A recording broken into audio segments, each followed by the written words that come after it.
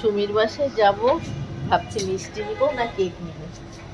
Cake রয়েছে অনেকগুলা cake,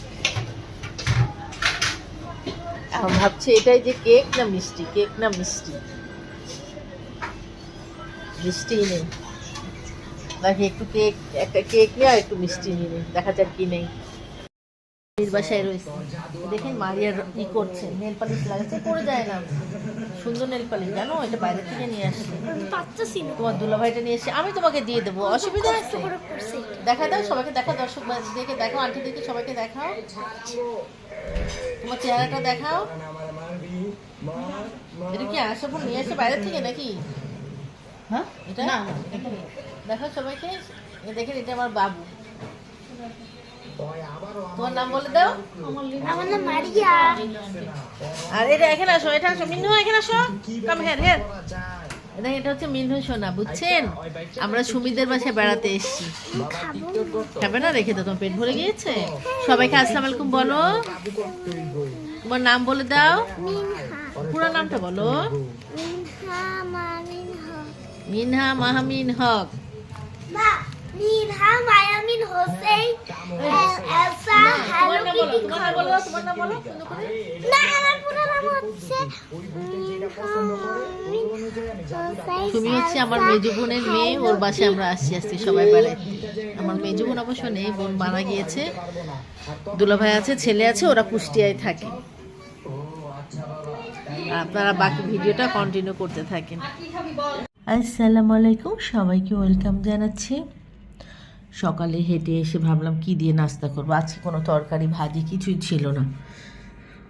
পরে ভাবলাম যে আলুর তরকারি রান্না করি, 5 ফোড়ন দিয়ে বাগার দিব, এই জন্য পরে আলু কেটে নিচ্ছি, যে এভাবে চৌকস করে করে আলুগুলো কেটে নিতে হবে, বেশি বড় না আবার বেশি ছোটও না। এই ভাজিটা খেতে খুব ভালো লাগে। আমার বড় বোন বাসায় আমরা সবাই গেলে তখন বানাইতো আর কি, বড় বোনের বাসায়, কিন্তু বানাইতে হচ্ছে আমার মেজো বোন।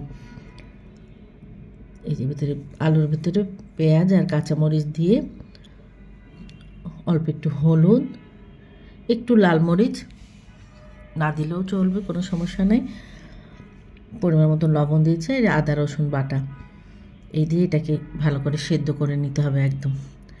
এদিকে ওদিকে সেদ্ধ হচ্ছে, এদিকে একটু সেমাই বসাইলাম। মিষ্টি জিনিসটা আমার বাসায় সকালে একটু থাকে, আপনাদের ভাইয়া পছন্দ করে তো, এই জন্য তো সুজি মিষ্টি এর আগে খাওয়া হয়েছে, তো ভাবলাম অনেকদিন সেমাই রান্না করি না, আজকে একটু সেমাই রান্না করি, এই জন্য সেমাইটাও ঝটপট করে রান্না করে ফেললাম। পরে এই আলুর ভিতরে সামান্য একটু আমি চিনি দিয়েছি, চিনিটা দিলে একটু টেস্টটা ভালো হয়। যেহেতু আলু সেদ্ধ হয়ে গেছে, পরে আমি এই ঘুটনি দিয়ে একটু করে ঘুটে দিয়েছি, তাহলে মানে মাখা মাখা হবে আর খেতেও খুব ভালো লাগে। পেঁয়াজ, প্রথমে তেজপাতা দিয়েছি, পরে পেঁয়াজ, তারপরে 5 ফোড়ন দেবো। 5 ফোড়ন আমার সবজিতে দিলেই ভালো লাগে, সুন্দর একটা ফ্লেভার হয়, খুব মানে খেতে স্বাদ আসে আর কি। ভেবেছিলাম বাইরে থেকে করবো, যেহেতু কিছু নেই, ও বলছে যে খাবা, আমি বললাম যে না, বাসায় যায়, আর অনেক দিন এই তরকারিটা রান্না করা হয় না, শীতের সময় বেশ ভালো লাগে এটা খেতে। এদিকে আমার পরোটাটাও ভাজা হচ্ছে, ও তেল ছাড়া পরোটা খাবে, এই জন্য ওকে তেল ছাড়া পরোটা দেওয়া হয়েছে। তারপর আমি এর মধ্যে আমার একটু নামানোর আগ দিয়ে ধনেপাতা দিয়েছি, বেশি করে একটু ধনেপাতা দিয়েছি। এখনকার ধনেপাতাগুলো কত ভালো না, একদম সুন্দর ঘ্রাণ আসে। এই যে ও খাবে তেল ছাড়া পরোটা, আমার আবার তেল ছাড়া পরোটা ভালো লাগে না, 2 সাইডে বেশ ভালো তেল দিয়ে মচমচ করে হবে পরোটা, ওই পরোটা যেদিন খাবো পরোটার মতন খাবো, তাই না বলেন?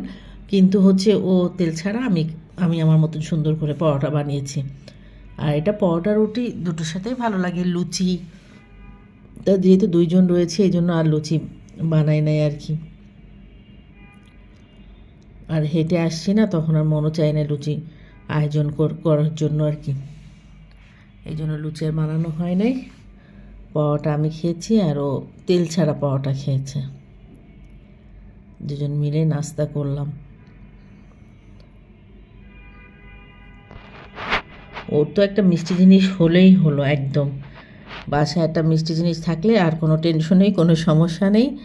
ও এত মিষ্টি পছন্দ করে, সেটা মিষ্টি হোক, মিষ্টি জাতীয়, বাসায় যে কোনো রান্না মানে ডেজার্ট যেটাই হোক না কেন, ওইটা দিয়ে পরোটা হোক, রুটি হোক, ও হয়তো দেখা গেল একটা ডিম পোস্ট করে ফেললো আর ওই মিষ্টি দিয়ে খেয়ে ফেললো, কখনো পরোটা দিয়েও মিষ্টি দিয়েও খেয়ে ফেলে ওর।